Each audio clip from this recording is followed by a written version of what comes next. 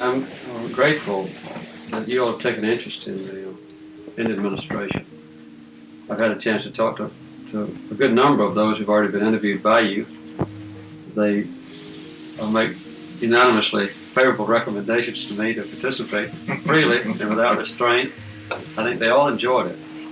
I've often said that when an interview is going well, there's no place in the world you'd rather be because it's just fascinating. It's like, being in a movie theater watching a movie, except it's interactive. One thing that always strikes me about our interviews is that we're able to, after even just a few minutes in talking to our interviewees, we can see a trust developing between them and our interview team. And when that happens, we can dig deeply into the facts of a case or maybe something awkward that they've been a part of. When we dig deeply, we also often will unveil a certain amount of emotion and sometimes even sadness.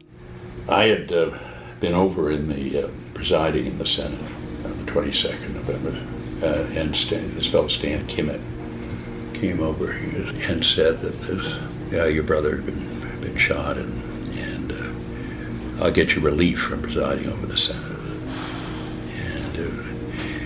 And then I remember talking to Bobby in the afternoon, and he said, it was a hopeless situation. And so we went out, we got on a plane, went out and told my father, which was a difficult thing. I was part of the team talking with Max Friedersdorf for the Reagan Project. Max was Reagan's director of legislative affairs, but honestly considered to be a pretty minor figure. And then in the middle of the conversation, he gives us this incredible story about Tip O'Neill, the Democratic Speaker of the House, visiting President Reagan in the hospital after the assassination attempt. And in that moment, you could see it, these two fierce political rivals, and yet this tenderness and this humanity that can surface when partisanship falls away. So Tip came down, and he did go in, and it was rather poignant. I stayed in the room, and Mrs. Reagan, I think she slipped out.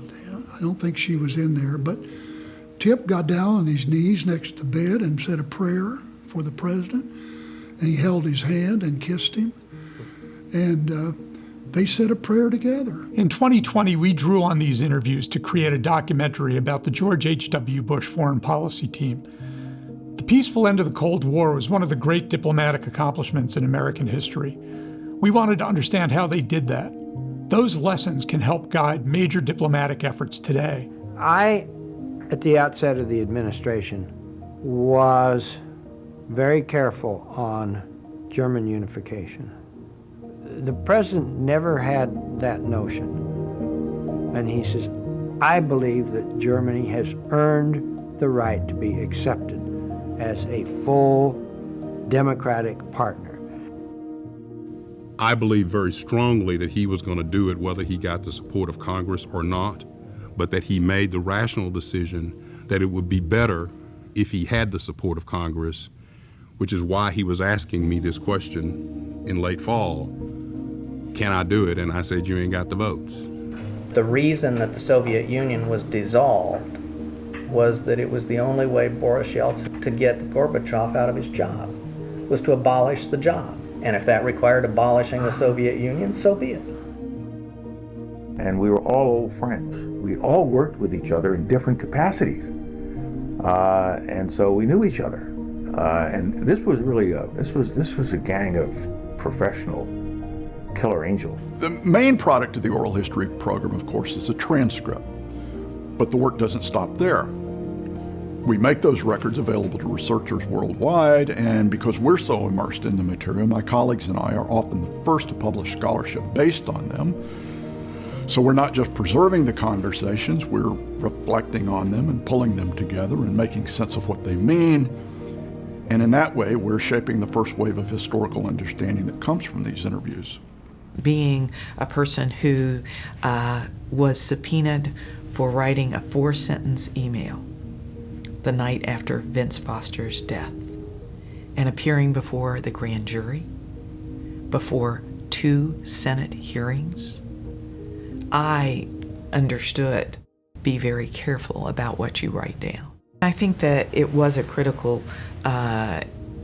decision to double down and continue the oral histories because of the importance of them, because we were no longer going to have the written records that had historically been there. My interview as an oral history interviewee covered not only my early days getting to Washington, but also my days working for President Reagan and ultimately for President Bush. Now, reeling forward 20 years later, I've been afforded the opportunity for the last 3 or 4 years to serve as a member of the Governing Council, and I looked at it as an opportunity to hopefully help shape and support the things that the Miller Center has done over 50 years in its efforts to preserve the institution of the presidency and those things that flow from it. I always come out of these interviews with a sense of hope about our system, a sense of hope about the presidency, and a sense of hope about our constitutional structure.